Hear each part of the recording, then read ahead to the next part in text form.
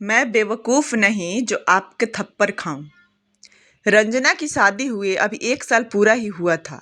वो अपने पति और सास ससुर के साथ खुश रहने की हर कोशिश करती थी, लेकिन सोमेश काम में काफ़ी बिजी रहता था और उससे ज़्यादा वक्त नहीं दे पाता था। और सास को उससे कोई मतलब ही नहीं था। साल कैसे निकल गया पता ही नहीं लगा। और कुछ ही वक्त में सोमेश को इंडिया से बाहर किसी दूसरी कंपनी में जॉब मिल गई थी। इस बात से रंजना बहुत खुश थी, लेकिन उससे भी कहीं ज़्यादा उदास थी, क्योंकि अब सुमेश उससे काफ़ी दूर जाने वाला था। खैर 15 दिनों में ही सुमेश ने देश छोड़ दिया और जॉब के लिए विदेश चला गया। वो कह कर तो यही गया था कि जल्दी वापस आ जाएगा, मगर दिन हफ्ता साल और 3 साल बीत गए, लेकिन वो एक बार भी नहीं आया। अपने पति से इतने वक्त तक दूर रह रही रंजना तो अंदर ही अंदर खत्म हुए जा रही थी। वैसे फोन पर तो उसकी सोमेश से बात हो जाती थी, मगर जो तसल्ली सामने बैठकर एक दूसरे को निहारने में थी, वो अब नहीं मिल पा रही थी। रंजना को अब यह कचोटने लगा था। एक तो पति पास नहीं था, दूसरा अकेले में माँ बाप की भी बहुत याद आती थी। सास भी उससे कुछ खास पसंद नहीं करती थी और खुद में ही रहती थी। तो रंजना ससुराल में अपने मन की बात किसी से कह भी ना पाती थी। कुछ महीने और निकले, धीरे धीरे करके सुमेश ने फोन करना भी कम कर दिया था। इधर रंजना का मन हुआ कि वह कोई नौकरी करना शुरू कर दे, लेकिन उसके ससुराल वाले उसे नौकरी करने की इजाजत नहीं देते थे।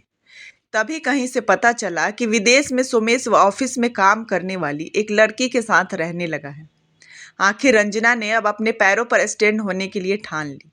उसे लगा शायद सोमेश को खुद कभी समझ आ जाएगी। शुरू शुरू में नौकरी के लिए रंजना को बहुत दिक्कतों का सामना करना पड़ा। साथ ही ससुराल वालों के ताने में भी उसका आधा दिन निकल जाता था। रंजना जब भी जॉब के लिए इंटरव्यू देने जाती थी तो सास जानबूझकर घर के 50 काम पहले ही फैला कर रख देती थी, ताकि उसे देरी हो जाए। लेकिन रंजना बहुत हिम्मत वाली थी।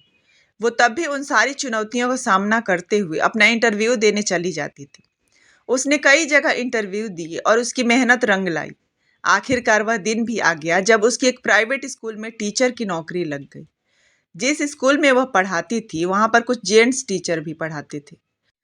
कभी किसी काम के लिए रंजना के पास जेंट्स टीचर का फोन आ जाता तो सास कान लगाकर सुनती रहती थी।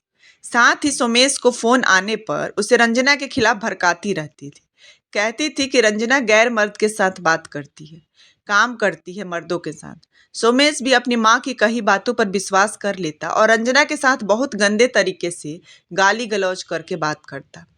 रंजना जब उसको यह कहती कि यह बात सच नहीं है, तो वह रंजना की एक नहीं सुनता था और कहता कि मेरी माँ झूठ क्यों बोलेगी, तुम झूठी हो। अब धीरे धीरे दोनों के बीच तकरार बढ़ने लग गई। सुमेश ने यहाँ तक कह दिया कि तुम चरित्रहीन हो, बदचलन हो, पति चला गया तो गैर मर्द ढूंढ लिए। आखिर एक दिन तो अति ही हो गई, जब उसके पति समेत उसकी सास ने भी उसे बाजारू कह दिया। रंजना को यह सब बर्दाश्त ना हुआ। उसने उसी वक्त अपनी सासू माँ को आड़े हाथ लेते हुए कहा, यदि मेरी स्थिति में आप या आपकी बेटी होती, तब भी चरित्रहीन होने का टैग लगा देती आप उस पर। क्या आप कभी कहती अपनी बेटी को बाजारू? सास अपनी बहू की इस बात से आग बबूला हो गई और उसके ऊपर हाथ उठाने की कोशिश की। रंजना ने उसका हाथ पकड़ लिया और कहा, हाथ मत उठाइए, हाथ उठाने मुझे भी आता है। आप अपने बेटे को बदतमीजी को बर्दाश्त कर सकती हैं।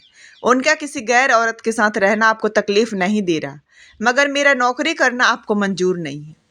मैं बेवकूफ़ नहीं हूँ जो आपसे मार खाऊं, लेकिन हाँ, यह जरूर कहूंगी कि इज्जत की 2 रोटी कमाती हूँ और वही इज्जत समेटे हुए हूँ, और इज्जत नहीं जाने दूंगी चाहे कुछ भी हो जाए।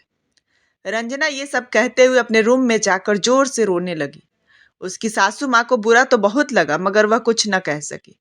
तभी रंजना ने अपना सारा सामान बांधा और अपने मायके चली गई, फिर कभी लौट कर नहीं आई। Thanks for watching.